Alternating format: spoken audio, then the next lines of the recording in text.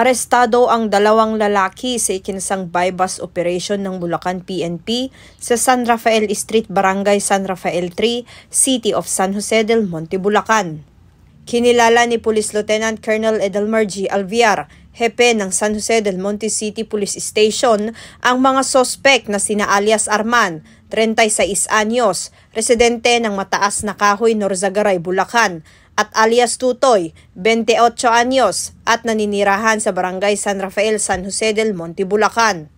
Sa operasyon na pinangunahan ng City Drug Enforcement Unit ng San Jose del Monte City Police Station, nasamsam mula sa mga sospek ang tinatayang 60 gramo ng hinihinalang shabu na may halagang 408,000 pesos. Dinala ang mga sospek at ebidensya sa Satellite Forensic Office ng lungsod para sa pagsusuri at drug test.